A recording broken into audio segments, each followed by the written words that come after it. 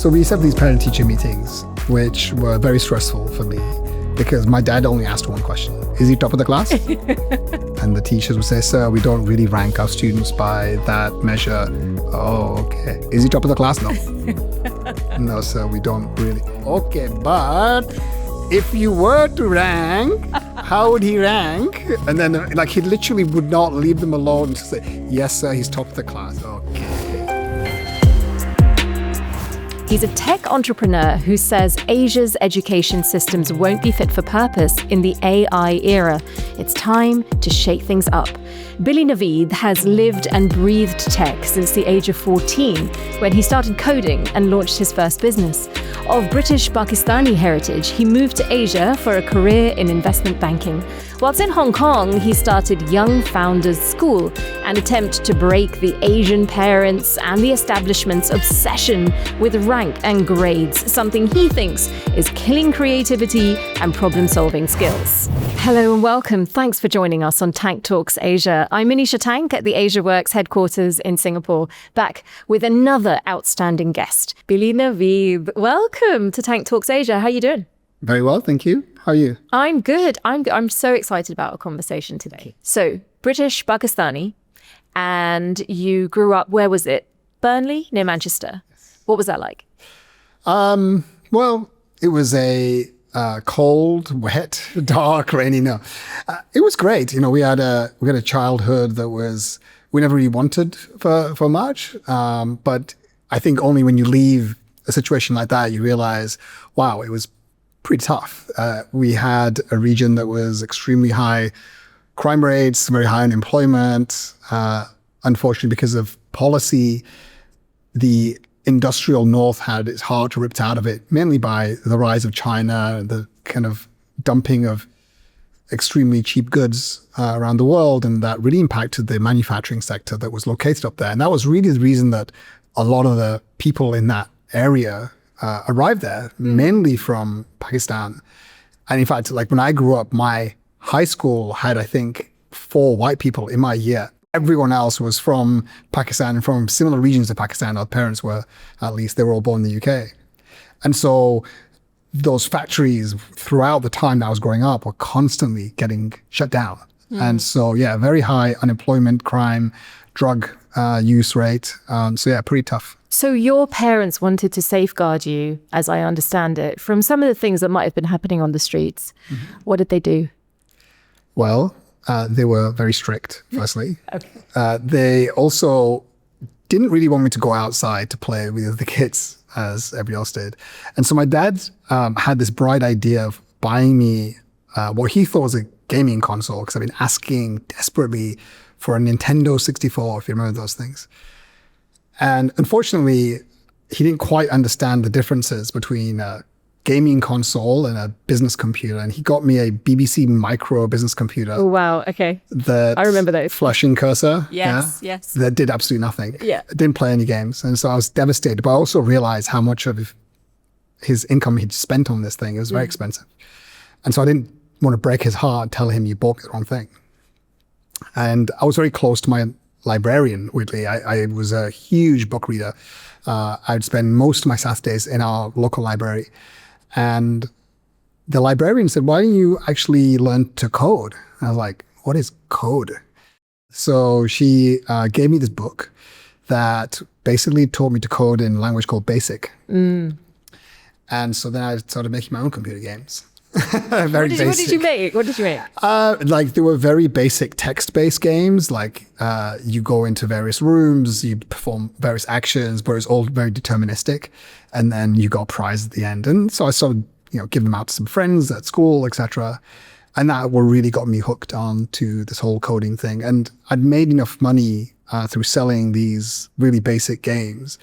And then my parents gave me some more money because they realized how much I loved being on my computer, to buy my first PC. I built my first PC, actually, technically. And that was kind of my first real moment of, wow, there is a really big world out here that I had no idea about. Yeah. And that's kind of what started me on my software journey. So you, as I understand it, set up a business at the age of 14. So that was what you were doing. Were you making games? What was it? No. So what happened is I set up a website there's a site called GeoCities, if you remember, and GeoCities hosted websites. And so I really got into Visual Basic. So I built what at the time, and this will sound very grand, it really is not grand, was like the third or fourth most visited Visual Basic coding site in the world. And on there, I had a bulletin board. And that bulletin board was something that you could go up and ask questions and people could reply to them. And this was like very advanced technology back then. And I realized that I was replying. And by the way, in order to like fake increase traffic, I also created some other usernames of people replying to people. So it seemed like my bulletin board was really busy, but actually 80% of the answers were actually just me providing the answers. Right. But what made me realize is that I actually knew a lot about the subject, about Visual Basic, about coding. And through that process, some people were actually asking questions and eventually they're like, well, can you just do it for me? And that's how I got started. Okay. And so you were like an early version of Fiverr, whatever they call it. Yes, exactly. Yes. Remote worker for hire. And then very quickly I realized I couldn't do it all myself. Right. And so I had to work with other people. And so particularly I used to work with Ukrainian and Russian maths engineers who would provide some of the maths components and I would go and do other things. But wait, where did you find them? I mean, you were a 14 They were on kid. They were on my bulletin board. They were asking questions about their projects. And then I asked them, like, what do you do? And then they told me that they were, scientists. Amazing. Yeah. So like one project we worked on, I actually worked on the UK's first lathe that made contact lenses for patients with stigmatisms in their eyes. And that was a, 3 or 4 person project that we worked on. And that gentleman, it was a company called Abbotsby Engineering. And at one point he said, well, look, we're getting to a crucial part of this project, right? We're about to launch. Can you come down to Cambridge where he was based? And we need to like sit here and we need to all be here and work for the next month or so. I was like, no, I can't. He says, why? And I said, because I've got school. And immediately you could just tell on email, he was absolutely shocked. Yeah. And he had no idea throughout this entire time he'd been talking to a 14-year-old kid. And, but it was really the first time that I felt that I was being judged by the quality of my work and my skills rather than my age. And that was so empowering. And that really formed the basis of how we came into YFS in the future. Safeguarding issues aside, did your parents know about it? What did they think? No, they had no idea. So actually, I think we were obviously living at a different time because this gentleman asked to speak to my dad, obviously, and he told him everything that's going on and said, by the way, did you know your son's been working for me for the past 6 months? And my dad had no idea. But in the end, he said, look, I actually still need him to come down and help us out. And there's some school holidays coming up. And so my dad just agreed. And I remember him dropping off at the train station and this guy, he actually had a son similar age to me as well. Okay. So he picked me up at the other side and I stayed in his house for a week. I mean, I'd never met him. He had one conversation on the phone, but he was like, he sounded like a smart white person and my dad trusted him. It's a fascinating way to spend teenage years and what brilliant stories you have. Let's jump though, because I've got to get you to Asia. Yes. So what gets you to this part of the world? So I was working for an investment bank. And yeah, they gave me the option to go to New York or to Hong Kong. And I was like, I've been to New York a lot and I love it. But, I really, from everything we'd studied, obviously being in financial markets, you study the rise of China. And I really wanted to make a bet on Asia being the place to be over the next part of my life.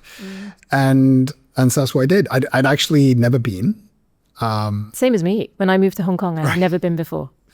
Yes, my chopstick skills were extremely lacking, but I was very enthusiastic and came to visit and just fell in love with the place. It was just buzzy and vibrant and everything I was looking for. So roughly when was that? That was in 2008. Same year that I moved to Hong Kong. Yes. And there was an incredible buzz about Hong Kong. I get it.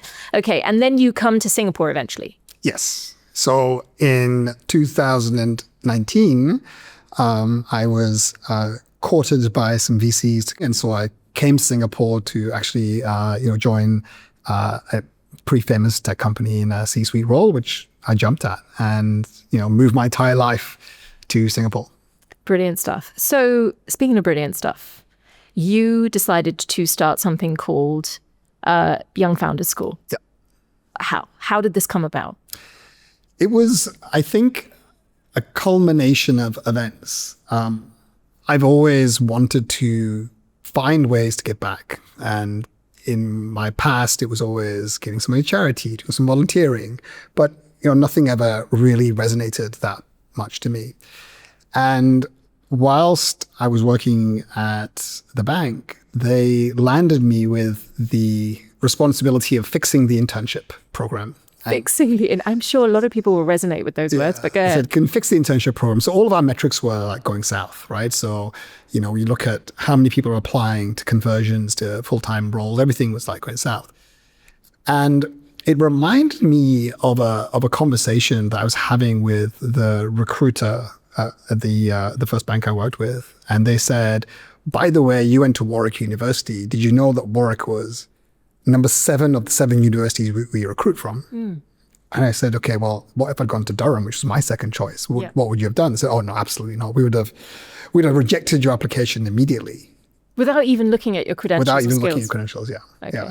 And the reason was actually very practical, right? They have so many applications. They just have to draw a line somewhere. And that line is this arbitrary line of how many applications can they deal with at any one point. And so I said to our recruiter at the time, I said, do we do a similar thing? And the answer was yes. It's actually common practice in the industry, which shocked me. And so I said to them, I think the issue is you're recruiting from the same places that everybody else is recruiting from, right? Why don't you go to schools that maybe don't have that same privilege, right? And why don't you go younger? Anyway, they said, sure, Billy's got crazy ideas, go do whatever you want. And so I got together some people and we went to visit some local underprivileged high schools. High school. So you'd gone from graduate level to high school. So let's see if we can build that. It was a very long-term project, but let's build that brand recognition at the high school level. And my initial thoughts were, we'll sponsor some football teams and we'll do some talks and that'll be it. But actually what happened when I went there blew my mind. And it turns out it changed my life. But we met a mixture of kids from 11 to 16. And the 11-year-olds were so entrepreneurial and so amazing. Like the story I always tell is I met this kid who was fishing bikes out of riverways in Hong Kong, repainting them to sell on eBay. That's brilliant. And he was doing it to put food on his table. Oh, gosh, what a story. Yeah, that's the level of poverty in some schools in Hong Kong. Yeah. And I was blown away by it. And then somehow I met the 15, 16-year-olds. And every ounce of entrepreneurial rigor and energy had just been beaten out of them. Why? By the school system.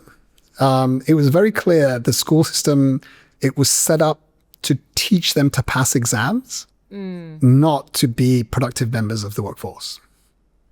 And it really shocked me. And so I went to the teacher and I said, do you teach them entrepreneurship? And maybe I was biased, I was hanging out with a lot of entrepreneurs, but I thought this was fundamental to what society needs to be teaching the kids, but absolutely not.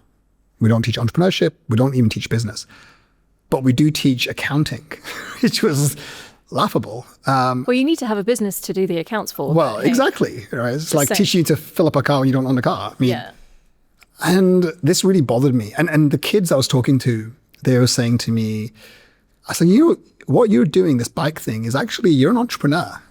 No, we're not entrepreneurs. I'm just putting food on the table. I'm just putting food on the table.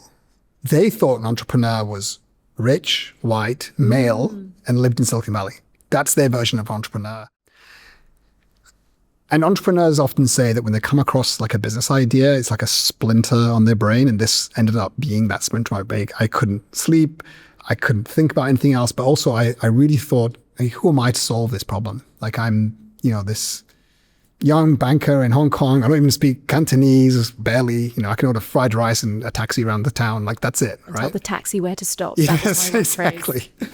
So, so it was really that, getting over that imposter syndrome, and I was kind of pushed into it. And the founder of Rise, which is actually on my Web Summit, Paddy, actually gave me a slot at the very first Web Summit called Rise in Hong Kong actually his assistant, I believe, came up with the name Young Founder School because he said, well, if I don't make you do it, you're not going to do it. And so he gave me 4 weeks to find kids to put them through an entrepreneurship program and then get them on stage. Sometimes you need that catalyst to get you going. And that was it. Incredible. So what does Young Founder School actually do then? I mean, that's a fantastic backstory. I'll give you that. But what do you actually do? So we teach underprivileged high school kids about entrepreneurship, and we do it through courses, mentorship, and internships. The idea of YFS is to close that opportunity gap because we believe that opportunity is not universal, but talent is. Most of the kids that go through our program start the journey of life 200-300 meters behind everybody else. And our job is to kind of close that meter by meter. How do you actually make that happen though? Because some of those underprivileged communities or institutions, they're going to be in places and spaces that you actually have to go in search of them. So where do you begin? I can't imagine how that works. Well, you could first begin with the curriculum, right? What is it you're actually teaching? And we're big believers in doing, not just learning a theory. So a lot of this is building up skill sets, building up mindsets. So rather than teaching you theoretical things about prompt engineering, like here's how you build a business with AI as your Copilot. I see. And so these practical skills are what companies desire today. But we are helping them go through the entrepreneurial process because kids love it, think it's cool to build a startup.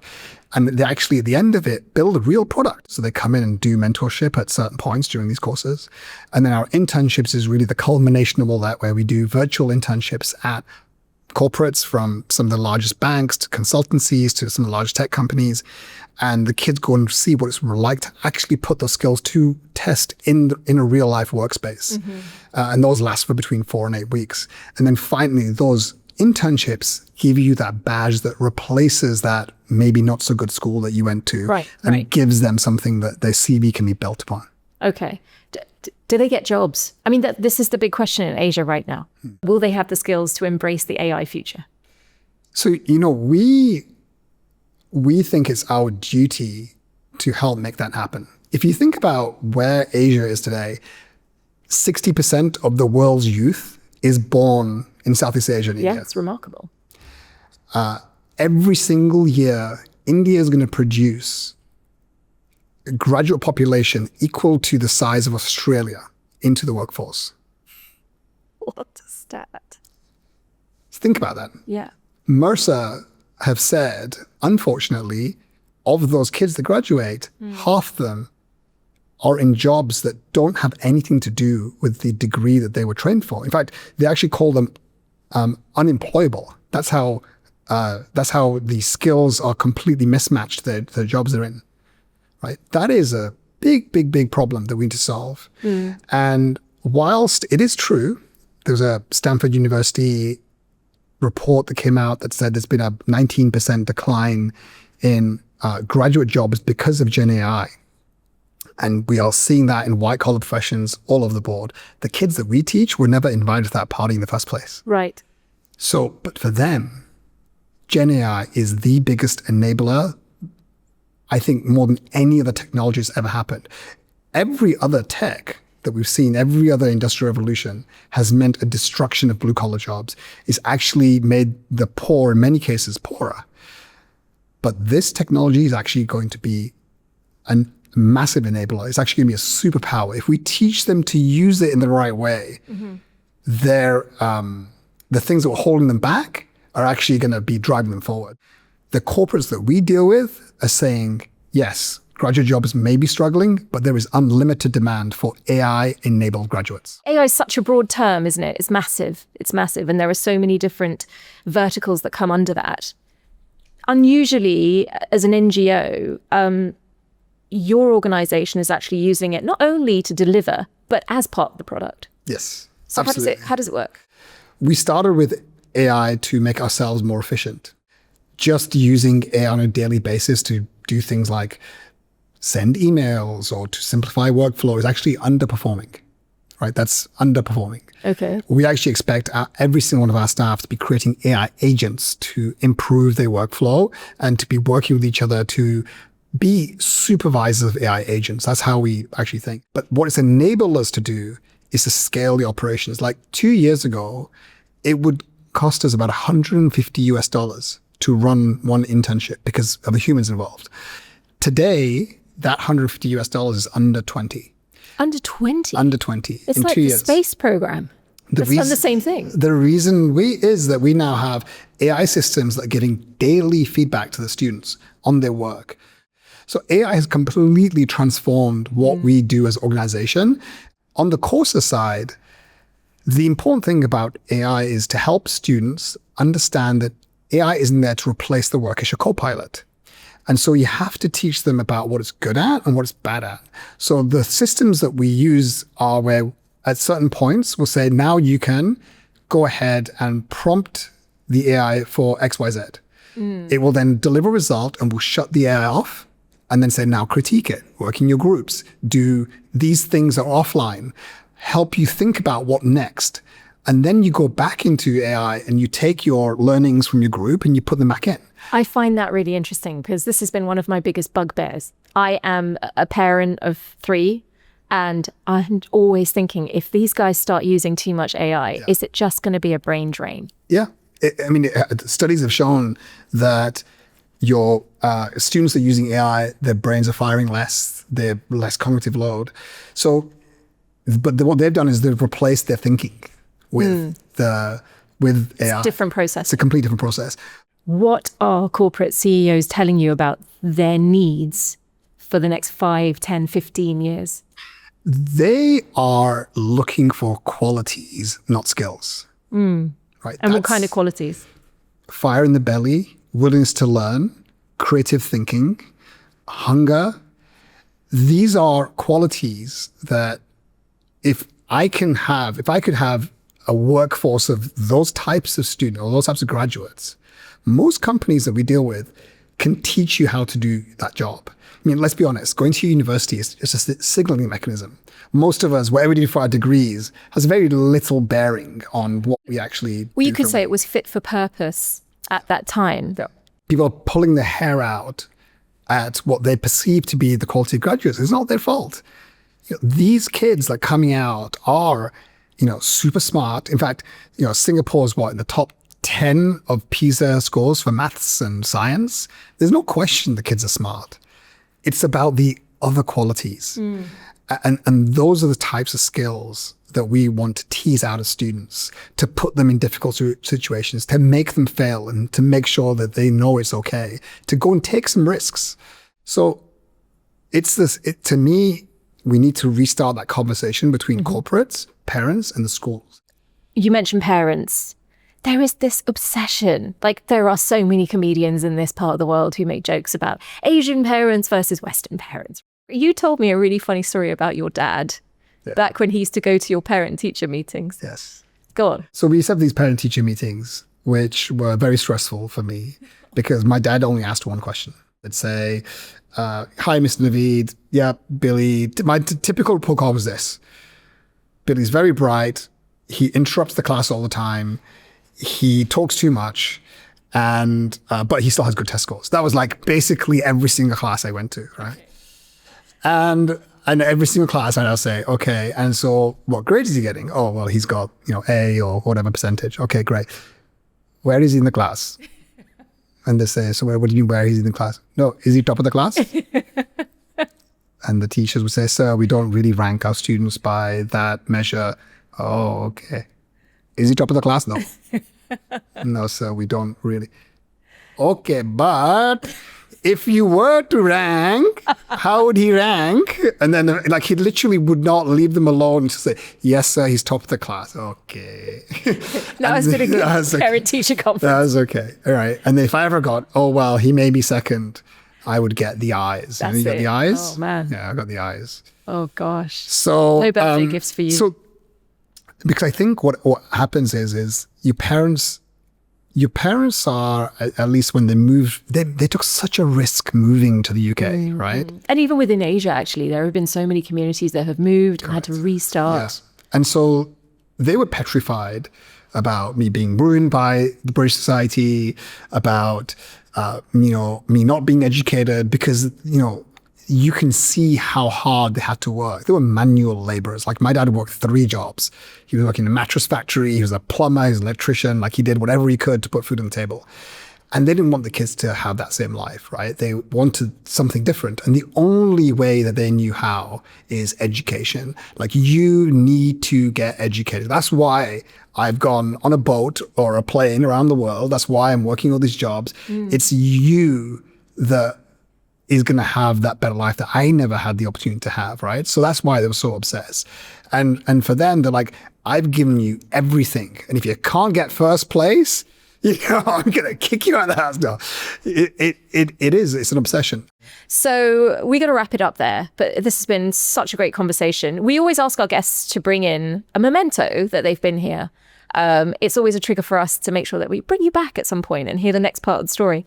But you have brought these beautiful badges. Do you want to explain what they are that we have on the table? So this is the Young Founder School logo that we've recently printed. Actually, the first, amongst the first people to get this. Oh. And so we have a mission of reaching 1 million students by 2030. Where are you right now? This year, we're going to teach 50,000 kids. That's really not bad at all. So we are actually the largest NGO teaching entrepreneurship in Asia. We'll do about 1,500 internships in the next 12 months. And as we get to 1 million kids, we want to be having about $1 billion of economic impact, through the organization. And so this logo was designed actually as a deconstructed world, where the world actually has been pulled apart. And these are the hands that are now holding the heart, the core of the world. Yes. I can see the fiery orange. The fiery orange, which represents the youth of the future. Yes, the fire in the belly. The fire in the belly. Oh, I'm liking it. And so these hands, if we can nurture the youth of tomorrow, they can do amazing things. We just have to show them the right way. And we have to rely on you. I imagine it's quite high pressure running an NGO. You have to go to donors, you have to do galas, you have to fundraise. There is a lot to that. But underneath it all, there's a call to action. What is that? Right now, there's really 2 things that we really need. One is we are desperately short of companies willing to give just 1 employee day to us. Just 1 day? Just 1 day of their employees' time, which most companies actually do already. They do some kind of beach cleanup or whatever. Give that to us. Help us give a chance to an underprivileged kid that would love the chance to work virtually at your company, to learn about your company and the jobs that these individuals do. So that's the first thing. We could literally have 10,000 companies on our system tomorrow, and we still would have more demand than supply. So anybody that is in a CSR role, leader of a corporate in Asia, and especially if your employees speak local languages, that is really, really key for us. The second is and we are trying to do more of this, is have a conversation with leaders from education departments, from schools, even parents that are interested in the future of work. And they should be, if you have kids, what are our kids going to be doing in the future? We all need to sit down and have a conversation. We are starting to speak to a number of ministries of education in various countries. But let's sit down and see how we can use our curriculum, our now almost decade of experience to help your kids, to help them tackle the future of work. Billy, it's been an absolute pleasure. Thank you for joining us on the show. Thank you. My pleasure. I have to say, I love that story about Billy and his father going to the parent-teacher. I'm sure we've all had a moment like that. That's it for this episode, though. I'm Manisha Tank. From me and the team, thanks so much for listening. And please don't forget to subscribe and follow Tank Talks Asia. That way you'll be supporting our mission to bring you the real story of what's happening here in the region to the rest of the world. And of course, you're never going to miss an episode. We wouldn't want that, would we? Tank Talks Asia is an AsiaWorks production.